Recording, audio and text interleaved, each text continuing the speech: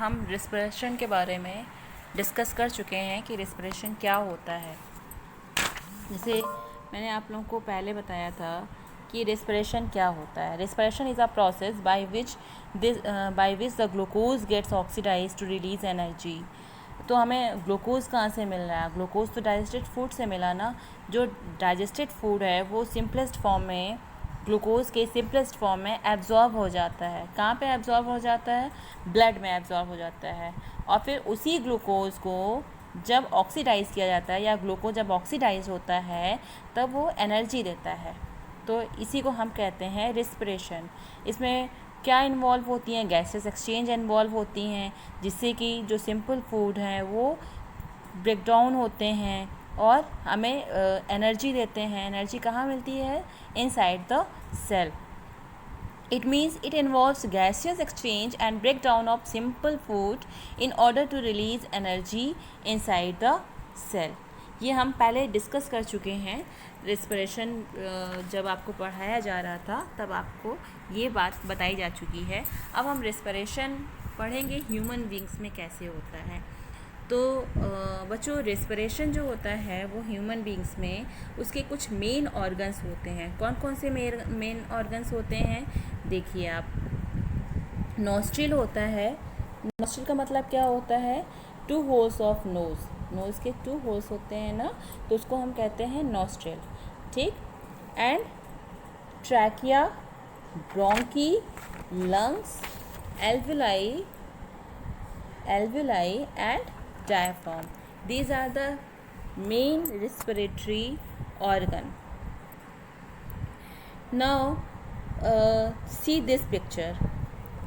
आप इस पिक्चर में देखोगे तो आपको समझ में आएगा कि नॉस्ट्रिल कहाँ है और नसल कैविटी कहाँ है, फेरिंग्स कहाँ है, ट्रैकिया कहाँ है, ब्रोंकी कहाँ है, लंग्स कहाँ है एंड ब्रैंक्यूल्स कहाँ है। नौ प्रोसेस क्या होता है ये देखिए आप। जैसे एयर है, एयर अब सभी को पता है कि जब ह्यूमन में रिस्पिरेशन होता है तो ऑक्सीजन अंदर जाती है और कार्बन डाइऑक्साइड बाहर आती है। नौ एयर इस ऑक्सीजन किसके माध्यम से जा रहा है? वो एयर के माध्यम से जा रहा है। तो air is taken into body through nostrils. Nostrils जो होता है वो, नॉस्ट्रिल्स का मतलब मैंने आप लोगों को पहले ही बताया था। It means 2 holes of nose. Nostril में छोटे छोटे हेयर्स होते हैं। नॉस्ट्रिल में छोटे छोटे हेयर्स होते हैं। They has fine hairs and mucus lining. They has fine hairs and mucus lining, so that air goes into the body becomes free of dust and other impurities. जब nostril से जो air अंदर जाएगी वो क्या होगी? वो डस्ट से फ्री होगी और जो अदर इम्प्योरिटीज़ हैं उससे भी फ्री रहेगी। From nostril air passes to throat. Throat में जा रहा है and then into the throat से होते हुए कहाँ जाएगा? लंग में जाएगा, ठीक। नॉस्ट्रिल से होते हुए कहाँ जाएगा? थ्रोट में जाएगा, और थ्रोट से होते हुए कहाँ पर जाएगा? लंग में जाएगा। अब rings of cartilage are present in throat to ensure the air passes does not collapse. Cartilage की रिंग्स पाई जाती हैं। कहाँ पर पाई जाती हैं? थ्रोट में पाई जाती हैं। ये आप देख रहे होगे ना, ये छोटी छोटी ऐसे रिंग्स बनी हुई हैं, ये कार्टिलेज की रिंग्स हैं और ये थ्रोट में पाई जाती हैं, जो एयर पासेस को कोलैप्स होने से बचाती हैं, ठीक। विद इन लंग, अब लंग में देखोगे आप कि जब ये एयर यहाँ से होते हुए लंग में आ गई है तो they are divided into smaller passes and finally into alveoli. आप ये देख रहे हो ना कि they are passes into smaller passages and finally into alveoli. alveoli जो होता है वो क्या होता है? alveoli को हम कहते हैं लंग्स का बेसिक फंक्शनल यूनिट। लंग्स का बेसिक फंक्शनल यूनिट क्या होता है? एल्वियोलाई होता है। ठीक, अब जो एल्वियोलाई क्या देता है? एल्वियोलाई जो है वो सरफेस प्रोवाइड कर रहा है। गैसेस के जो एक्सचेंज होंगे उनके लिए ये क्या प्रोवाइड कर रहा है? सरफेस प्रोवाइड कर रहा है। तो आपको पता है कौन कौन सी गैसेस एक्सचेंज होती हैं भाई? यहाँ से ऑक्सीजन अंदर आ रही है, ठीक, और यहाँ से कार्बन डाइऑक्साइड बाहर जाएगी। तो carbon dioxide from all parts of our body come to alveoli. हमारी बॉडी के अंदर जितने भी कार्बन डाइऑक्साइड होते हैं सभी पार्ट से होते हुए, ब्लड के थ्रू होते हुए कहाँ पर पहुँचते हैं? एल्वियोलाई में पहुँचते हैं। ठीक, अब यहाँ से गैसेस एक्सचेंज होंगी तो क्या होगा? ऑक्सीजन अंदर रह जाएगा और कार्बन डाइऑक्साइड बाहर चला जाएगा। ठीक, after exchanging gases the blood again takes oxygen to all part of the body and carbon dioxide will go through the nostril. There is always residual volume of air present in the lungs. हमेशा देखा जाए तो क्या होता है कि lungs में क्या होता है? एयर का रेजिडुअल वॉल्यूम होता है। So there is always sufficient time for exchange. जब यहाँ पर रेजिडुअल वॉल्यूम ऑफ एयर होगा तो एक्सचेंज में, गैसियस एक्सचेंज में क्या होगा? टाइम लगेगा। They will take sufficient time for exchange. Now the working of human respiratory system is given now. We know the main respiratory organs: nostrils, trachea, bronchi, lungs, alveoli and diaphragm. nostrils क्या करता है? अगर हम nostrils की बात करें तो nostril क्या करता है? nostril जो है क्या करेगा? air is taken into the body. Air is filtered by the hair and mucus present in the nostril. Nostril से ही तो एयर जो है वो आती है बॉडी के अंदर, और एयर जो नॉस्ट्रिल के अंदर हेयर हैं, हेयर, फाइन हेयर, पहले भी मैंने आपको बताया था कि नॉस्ट्रिल हैज़ फाइन हेयर। तो जो ये फाइन हेयर या म्यूकस लाइनिंग है वो क्या करती है? जो एयर आ रही है उसकी जो इम्प्योरिटीज़ है या डस्ट पार्टिकल्स है उसको वहीं पर वो रोक देती है, वहीं पर उसको फिल्टर कर देती है। ठीक, ये समझ में आ गया आपको नॉस्ट्रिल का? No other one is trachea. Trachea, अब जो एयर नॉस्ट्रिल में आई है वो किधर से होते हुए जाएगी? वो ट्रैकिया से होते हुए जाएगी। ठीक, ट्रैकिया जो एयर ट्रैकिया के पास आया है वो कहाँ पास करती है? वो लंग्स में पास करती है। ठीक, ट्रैकिया काम होता है कि जो उसे नॉस्ट्रिल से एयर मिल रहा है उसको पास करना है लंग्स में।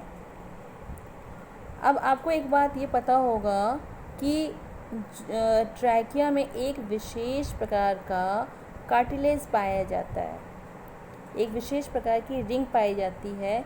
वो रिंग किसकी बनी होती है? कार्टिलेज की बनी होती है।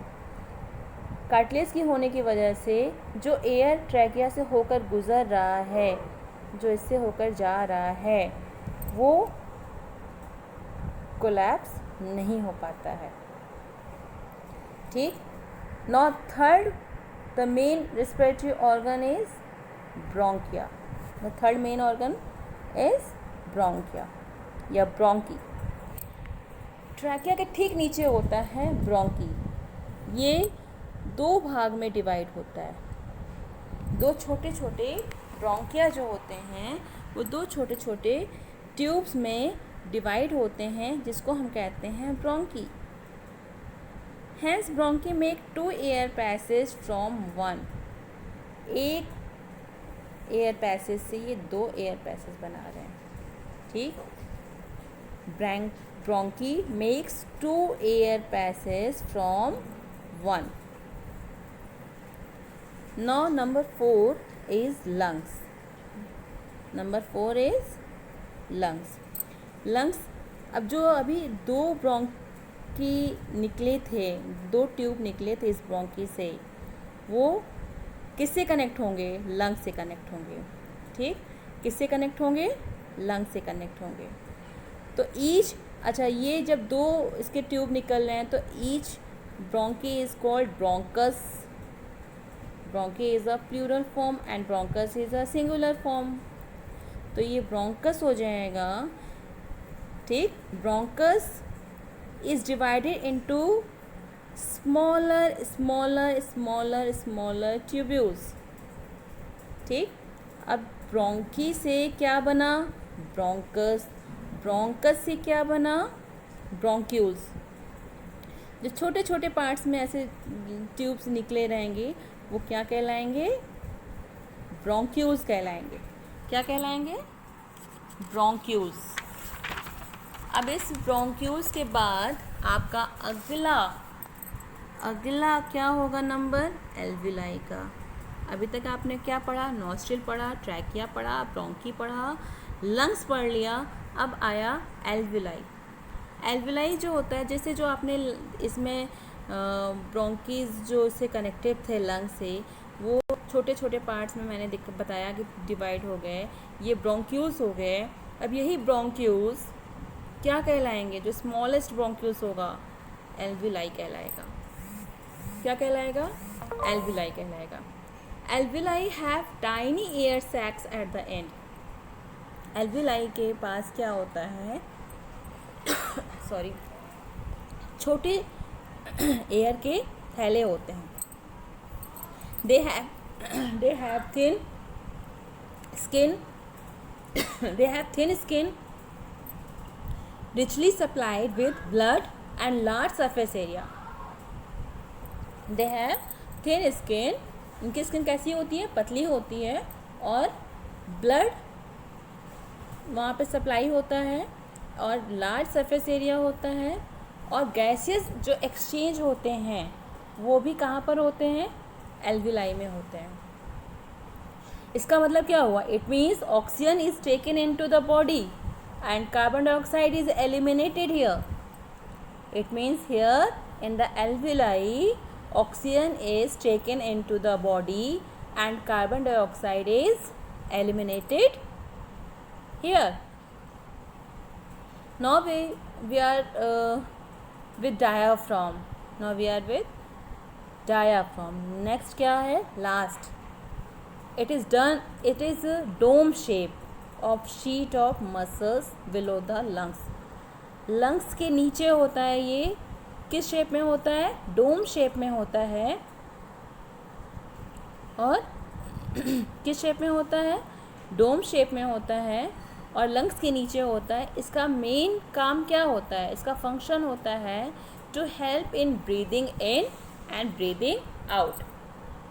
डायाफ्राम का सिर्फ एक काम होता है कि हेल्प करना. क्या हेल्प करना?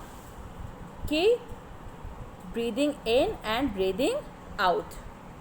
It is dome shape of sheet of muscles below the lungs, and the main function of the diaphragm is to help in breathing in and breathing out. अब बच्चों, आपने nostril, trachea, bronchi, lungs, alveoli और diaphragm के बारे में पढ़ा. अच्छे से आपको ये समझ में आया. ये मेन रेस्पिरेटरी ऑर्गन्स हैं, और इन्हीं ऑर्गन्स से गैसियस एक्सचेंज होते हैं. ठीक. अब आप आगे हम आपको और भी चीज़ें बताएंगे. ठीक. अभी आप इतना पढ़िएगा, इन ऑर्गन्स के बारे में जानिएगा और पढ़ते रहिए. Keep reading and keep watching. Okay guys, thank you.